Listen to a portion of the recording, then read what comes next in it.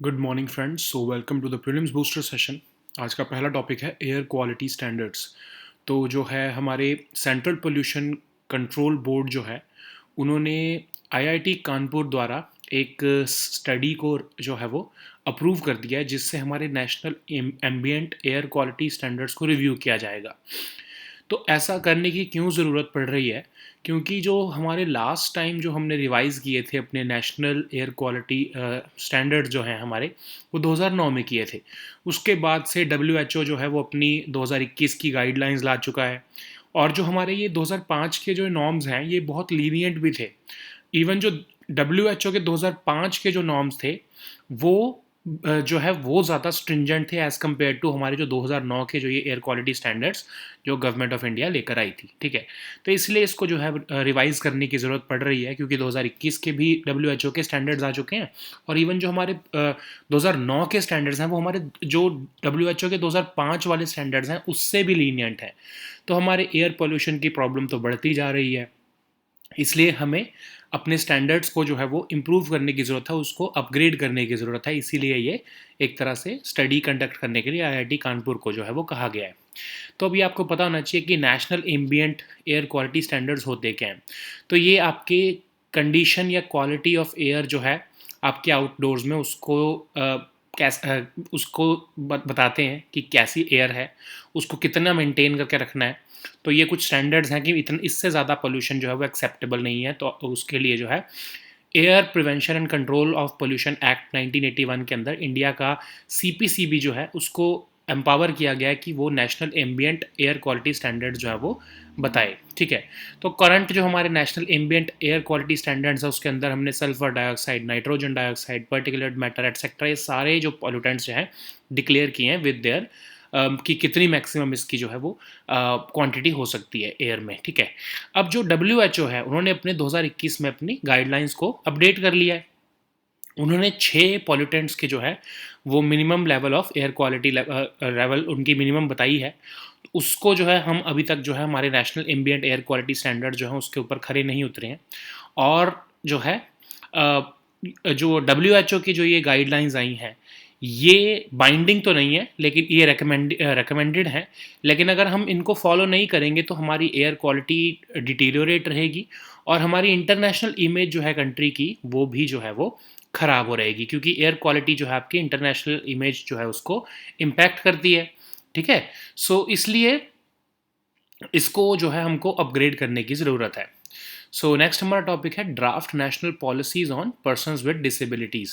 सो अब जो है आपके social justice and empowerment ministry ने पब्लिक फीडबैक मांगा है, new draft national policy on persons with disabilities निकाली है इसके लिए। तो अब उसमें इंटरवेंशंस प्रपोज की गई हैं डिसेबिलिटी प्रिवेंशन के लिए, एजुकेशन के लिए, हेल्थ केयर के लिए, सोशल सिक्योरिटी के लिए और एक्सेसिबिलिटी के लिए। तो ये ड्राफ्ट किसने बनाया है? तो अंजलि भावरा जी जो सेक्रेटरी हैं department of empowerment of persons with disabilities की, उन्होंने इस ड्राफ्ट को जो है वो बनाया है। और जो है इस ड्राफ्ट ने जो हमारी एग्जिस्टिंग पॉलिसी है उसको अपग्रेड करने को कहा है। तो हमारी जो एग्जिस्टिंग पॉलिसी 2006 की है उसकी भी nodal agency ministry of social justice and empowerment है।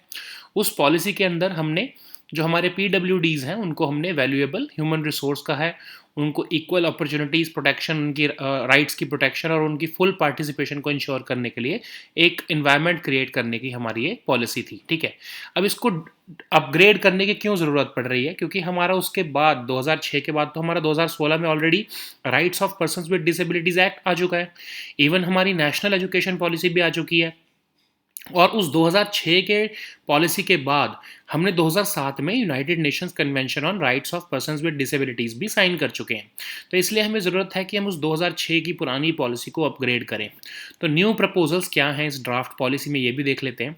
तो इस पॉलिसी में कहा है कि जो हमारी पुरानी पॉलिसी है 2006 की, उसमें तो सिर्फ ट्रेडिशनल कॉजेज़ ऑफ डिसेबिलिटी को डिस्कस किया गया है, लेकिन हमें न्यू कॉजेज़ भी पता लग चुके हैं डिसेबिलिटी के, जैसे माल नरिशमेंट की वजह से डिसेबिलिटी हो सकती है, medical negligence, socio cultural factors या फिर डिजास्टर्स की वजह से भी जो है हमारी डिसेबिलिटी या इम्पेयरमेंट हो सकती है।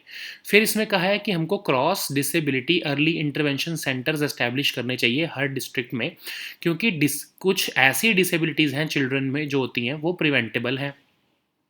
तो इसके लिए ये CDEICs जो हैं, ये ऐसी फैसिलिटीज़ प्रोवाइड करेंगे जिससे स्क्रीनिंग, आइडेंटिफिकेशन और रेफरल की जा सकेगी और उनको रिहैबिलिटेट किया जा सकेगा उन चिल्ड्रन को जो कि डिसेबिलिटीज़ जो हैं के लिए प्रोन है। ठीक है।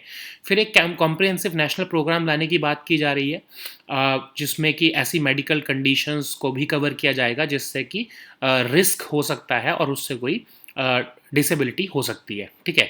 सो अब जो है स्टेट्स और यूटीज़ को भी कहा गया है कि आप जो RPWD एक्ट है हमारा, rights of persons with disabilities act, उसकी जो है कंप्लायंस को आपको इंश्योर करना है जब भी आप किसी एजुकेशनल इंस्टीट्यूशन को परमिशन देते हो या फिर उसको रिकॉग्निशन देते हो। फिर ये भी कहा है कि MBBS और अदर मेडिकल कोर्सेज में एक मॉड्यूल आपको डिसेबिलिटी में भी डालना है। फिर ministry of road and transport and highways को ये कहा गया है कि आप पर्सनल व्हीकल्स को मॉडिफाई करवाओ ताकि जो व्हीकल्स हैं वो मोर एक्सेसिबल हो सकें हमारे पर्सन्स विद डिसेबिलिटीज़ के लिए। ठीक है।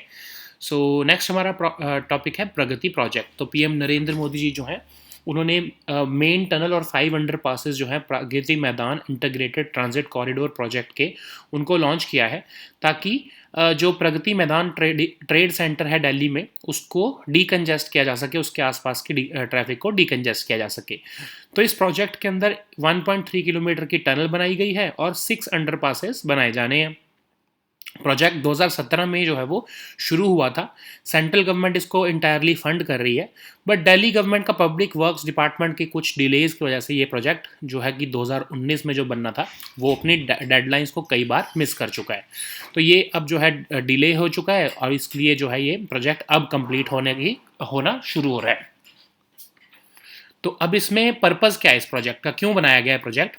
क्योंकि हमारे जो पुराना किला और दिल्ली ज़ू रोड जो है वहाँ पर हैवी ट्रैफिक रहता है और बहुत से व्हीकल जो हैं गाज़ियाबाद, नोएडा और ईस्ट दिल्ली से आते हैं, तो उनको उसकी वजह से यहाँ पर जो है ट्रैफिक बहुत ज़्यादा हो जाता है।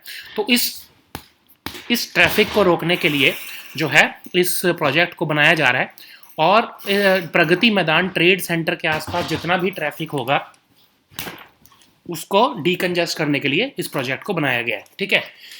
सो नेक्स्ट टॉपिक हमारा देखते हैं, ब्लैक स्वैन इवेंट।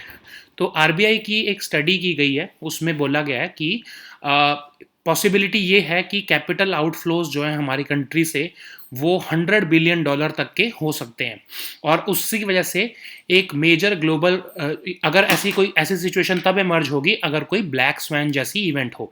ठीक है। तो अब हम देखते हैं ब्लैक स्वैन इवेंट होती क्या है। तो ब्लैक स्वैन इवेंट वो है जो कि बहुत रेयर होती है, अनप्रिडिक्टेबल होती है और एक सरप्राइज की तरह आती है और वो एक बहुत सिवियर इम्पैक्ट जो है सोसाइटी या फिर पूरे वर्ल्ड पे डाल कर जाती है।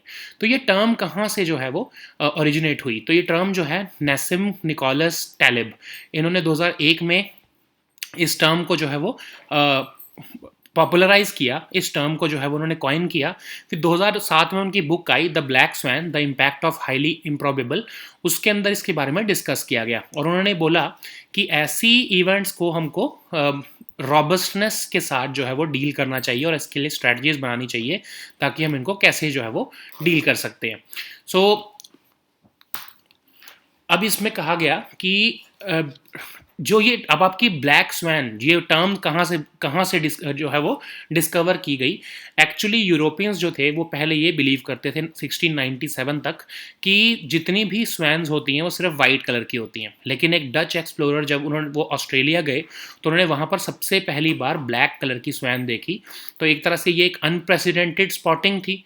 तो इस अनप्रेसिडेंटेड इवेंट को जब उनको पहली बार पता लगा किसी यूरोपियन को कि यस ब्लैक कलर की भी स्वैन हो सकती है, इसी एक रेयर इवेंट को जो है वो मार्क करते हुए इस टर्म को भी जो है कॉइन किया गया कि कोई भी ऐसी इवेंट जो बहुत एक्सट्रीमली रेयर है और उससे हमारी पूरी अंडरस्टैंडिंग, अगर जैसे इस इवेंट से यूरोप की या वेस्ट की पूरी अंडरस्टैंडिंग ही जो है वो चेंज हो गई थी स्वैन्स के बारे में, इसीलिए एक सीवियर इम्पैक्ट माना गया।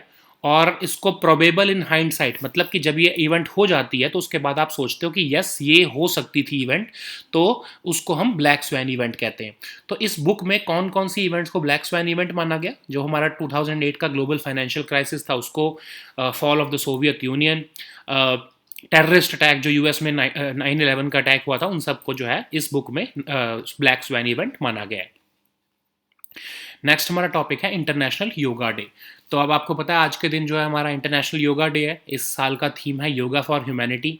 तो यूनाइटेड नेशंस की वेबसाइट के अकॉर्डिंग योगा एक एंशियंट फिजिकल, मेंटल और स्पिरिचुअल प्रैक्टिस है जो कि इंडिया में ओरिजिनेट हुई है। योगा का मतलब है union of body and consciousness, ठीक है। सो अब यूएन की रिकॉग्निशन कब मिली? जब प्राइम मिनिस्टर मोदी जो है उन्होंने 2014 में ये प्रपोज किया, 69 सेशन ऑफ जनरल असेंबली ने इसको अप्रूव किया।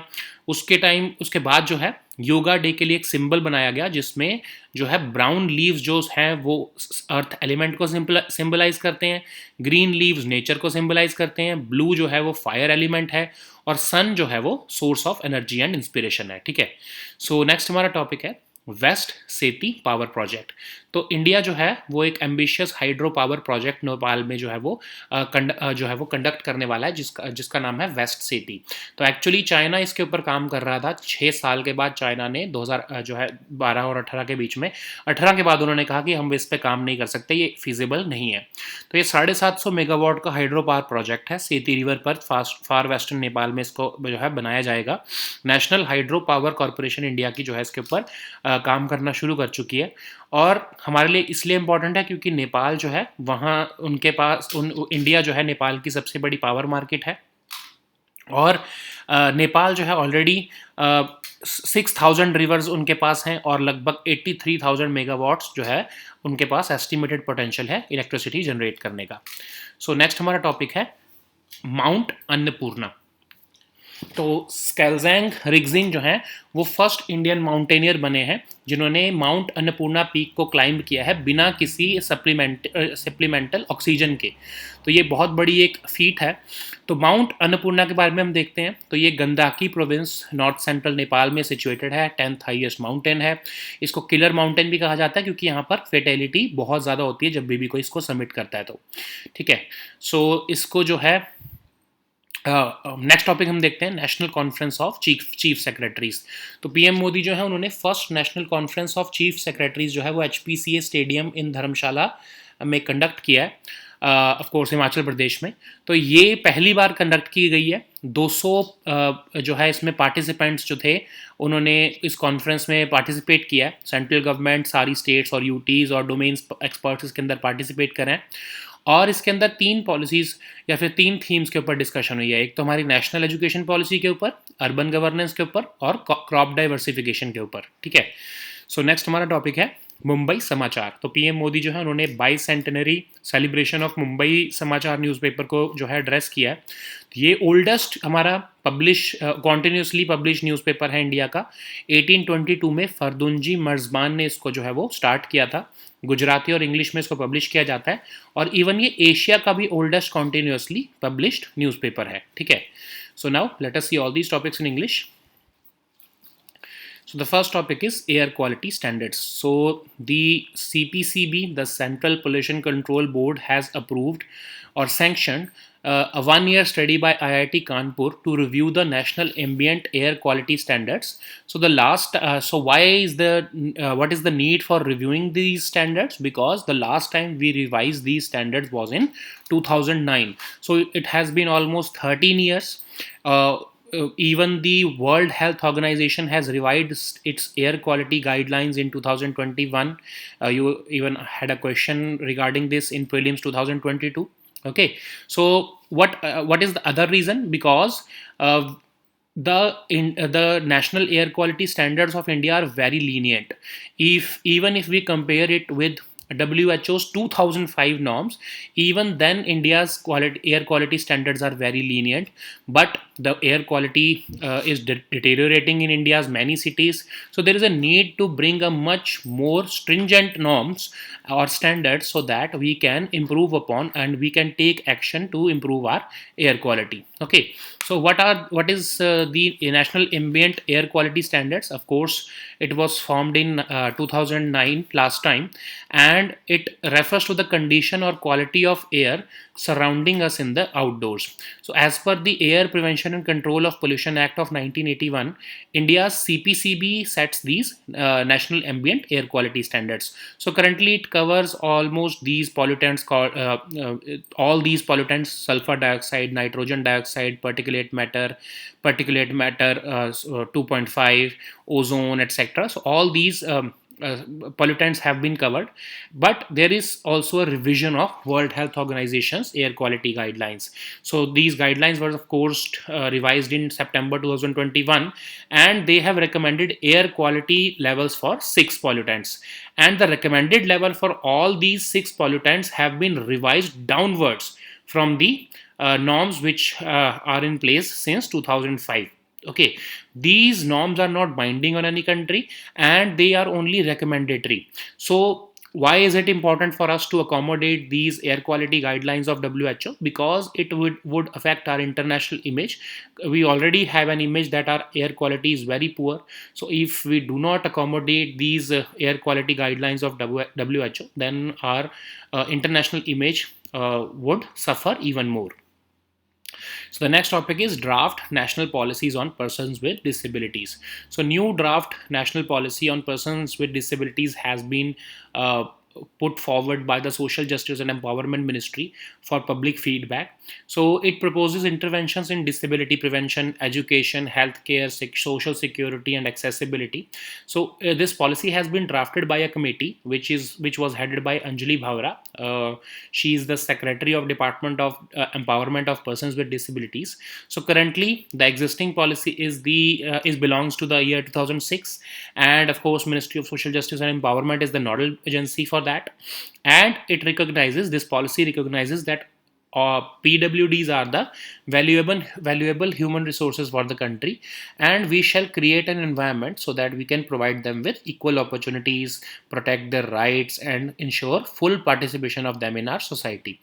So what was the need to draft a new policy? So you know that we already have passed this Rights of Persons with Disabilities Act of 2016, and even the National Education Policy of 2020 has come into the picture now. Even after the last policy, which was drafted in 2006, India signed the United Nations Convention on the Rights of Persons with Disabilities in 2007.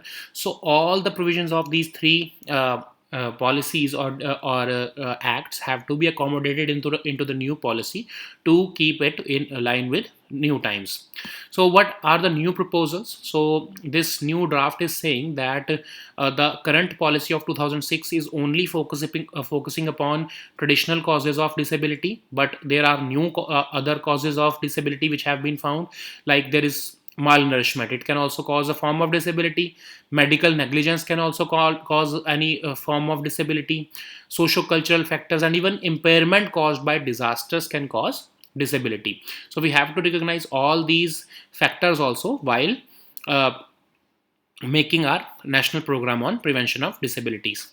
So it is also saying, this new draft proposal is also saying that disabilities in children can be prevented. So for that, a cross disability early intervention center must be established in every district of the country, so as to provide facilities like screening and identification, and even referral for rehabilitation of PWDs, so or the children who are vulnerable to being PWDs. So it also says that a comprehensive national program on prevention of disability should be developed. So, and it should also cover all medical conditions which are considered as risk cases and which may manifest later on in life in any form of disability. So it is also asking the states and UTs to add a provision so that while granting any permission or recognition to educational institutions, the governments, these local governments or regional governments, can ensure compliance of RPWD Act in their permission or recognition. So it also says that a module on disability must be included in MBBS and other medical courses. Even the Ministry of Road Transport and Highways has been asked that they should make modifications in the personal vehicles so that these vehicles can be made more accessible for PWDs. The next topic is Pragati project. PM Modi has recently inaugurated the main tunnel and 5 underpasses of the Pragati Maidan Integrated Transit Corridor project. So the aim of this project is to decongest traffic around the Pragati Maidan Trade Center, which is located in New Delhi, of course. So this project consists of 1.3 kilometer of long tunnel and 6 underpasses. It is funded entirely by the central government and is being executed by the Delhi government's PWD department. So of course, uh, there the project started working. The work on the project started in 2017, and it was expected to be completed by the end of 2019, but it missed several deadlines because of some issues with Delhi government's PWD. So what the purpose of this project was to decongest this Pragati Maidan trade center area, and it has heavy traffic currently because a large number of vehicles travel from Ghaziabad, Noida, and East Delhi. And this traffic is seen near the Purana Kila and Delhi Road Zoo. So, to decongest that region, this Pragati Maidan Integrated Transit Corridor project has been envisioned. So the next topic is Black Swan event. So RBI has spoken about the possibility of capital outflows to the tune of $100 billion in case of any major global risk scenario or a black swan event. So what is a black swan event? Black swan means a rare, unpredictable event, and it comes as a surprise, and it has a significant or a severe impact on our society and the world. So there are three features. First, of course, that it is extremely rare. Second is that it can have a severe impact. And the third is that once it occurs, it becomes probable in hindsight. So you know that after that event occurs, you can think of the reasons that this was apparent, that it was about to happen, but we failed to anticipate it. So when did this term originate, this black swan event term? So Nassim Nicholas Taleb in 2001 discussed about this term. He even popularized this term in his book, The Black Swan, The Impact of the Highly Improbable. And he says that it is possible to deal with such events by building robustness in our systems and strategies. And why this black swan of a word was used, or this black swan pronoun was used, because until 17th century, Europeans believed that all swans are white in color. But in 1697, a Dutch explorer spotted the first black swan in Australia. So this was extremely rare. The West's entire understanding of swans was upended, and this unprecedented spotting of the 17th century was named as a black swan event for, of course, the Western countries. So when have such events occurred in the past? So as per Taleb's book, 2008 global financial crisis, the fall of the Soviet Union, and even the 9/11 terrorist attacks on the US fall in the black swan category. So the next topic is International Yoga Day. So today is the International Yoga Day. This year the theme is Yoga for Humanity. So as per the United Nations website, yoga is an ancient physical, mental and spiritual practice which originated in India, and it means the union of body and consciousness. So UN recognition, of course, came in 2014 at the 69th session of General Assembly. The Yoga Day logo symbolizes certain messages. The brown leaves in the logo symbolize the earth element. Green leaves symbolizes nature. Blue is the fire element, and the sun symbolizes the source of energy and inspiration. So the next topic is West Seti Power Project. So India will be taking over the ambitious hydropower project in Nepal, West Seti. Of course, China was working on this project between the years 2012 and 2018, and in 2018 it withdrew from this project, saying that it is unfeasible. And it's a 750 megawatt hydropower project which will be built on Seti River in far western Nepal. Now India's National Hydropower Corporation will be building this project. Why is it important? Because Nepal is very rich in power sources. India is its largest power market. Nepal has about 6,000 rivers, and they have an estimated potential for 83,000 megawatts of power. So the next topic is Mount Annapurna. So Skalzang Ringzin has become the first Indian mountaineer to climb Mount Annapurna peak without any supplemental oxygen. So Mount Annapurna is of course located in the Gandaki province of north central Nepal. It's the 10th highest mountain. It is also called the killer mountain because the fertility rate is very high once the mountaineers start summiting uh, uh, this peak. Okay, so the next topic is National Conference of Chief Secretaries.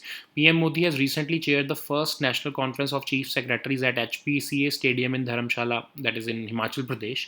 So this conference saw the participation of 200 people representing the central governments, all the states and UTs, and even domain experts. So the theme for this discussion was centered around national education policy, urban governance, and even crop diversification, and even achieving self-sufficiency in oil seeds, pulses, and other agricultural commodities.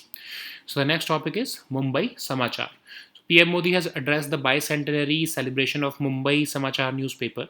So this is the oldest continuously published newspaper in India. It was established in 1822. It was founded by Fardunji Marzban, and this newspaper is being published in both Gujarati and English. And it is also the oldest continuously published newspaper of Asia. Okay, so these were our topics for today. We'll meet next time with new topics. Until then, goodbye and take care.